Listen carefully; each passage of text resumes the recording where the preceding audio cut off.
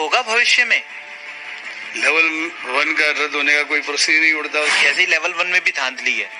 कोई धांधली नहीं है। लेवल 1 के अभ्यर्थियों को क्या फिर से कोई पात्रता परीक्षा देनी होगी? L1 के लिए कोई नई प्रतियोगिताएं नहीं देनी है। पूरी रीट प्रक्रिया को रद्द किया जाए और सीबीआई जांच की जाए।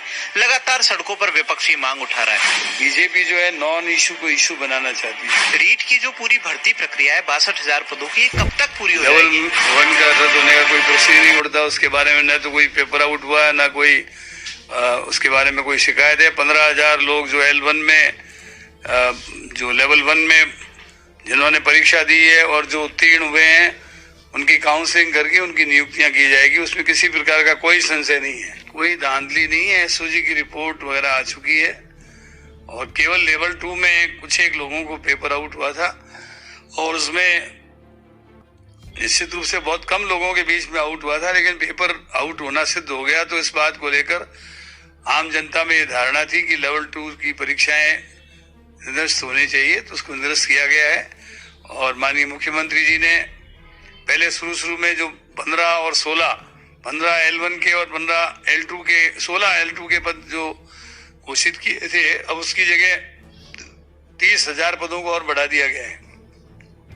यानी कुल मिलाकर के अभी वर्तमान के 31,000 और बढ़े हुए पद जो हैं उनको लेकर के करीब 46,000 लोगों की रीट की परीक्षा बहुत शीघ्र नए रूप में कराई जाएगी।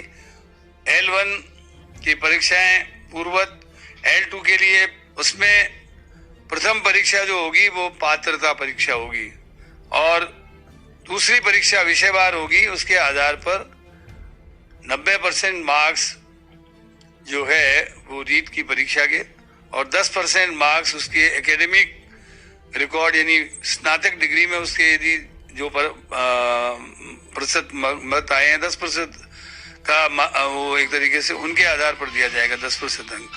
तो इस प्रकार सिलेक्शन की प्रक्रिया पूरी होगी। देखिए अभी हाल ही में माननीय मुख्यमंत्री जी ने रिटायर्ड जज व्यास जी की अध्यक्षता में और मिस्टर कुमावत जो RPSC के चेयरमैन रहे हुए हैं तथा DOP सेक्रेटरी, मेंबर सेक्रेटरी के रूप में इन 3 आदमियों की कमेटी बनाई है। ये 45 दिन में अपनी रिपोर्ट देगी। उस रिपोर्ट के आधार पर कानून बनेगा कि किस तरीके से जो आदमी नकल कराते हैं उनको क्या दंड दिया जाए और भविष्य में नकल नहीं हो इसके लिए क्या क्या कानून में उपबंध किए जाए, वो उपबंध किए जाएंगे।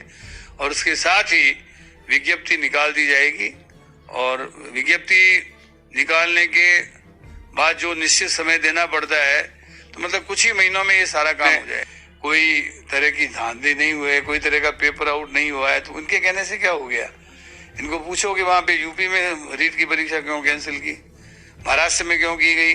निश्चित रूप से कुछ विद्यार्थियों के मेरे पास मैसेज आए थे, काफी लोग चाहते थे कि, लेकिन जब कुछ लोगों के बीच में पेपर आउट हो गया तो ये पब्लिक परसेप्शन बन गया कि दोबारा होना चाहिए। तो जो मेहनती बच्चे हैं वो तो फिर आ जाएंगे, कुछ महीनों की बात है कि उनका रोजगार जो है 4-5 महीने 6 महीने जब भी परीक्षा होगी खिसक गया।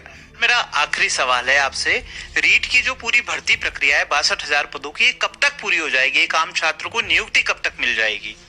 15,000 लोगों को तो नियुक्ति काउंसलिंग होते ही मिल जाएगी और जो 16,000 लोग हैं वो अभी अगली रीट हो रही है उसमें बढ़े हुए पदों के साथ परीक्षाएं देंगे और परीक्षाएं देने के बाद तत्काल रिजल्ट निकाल के जल्दी से जल्दी करने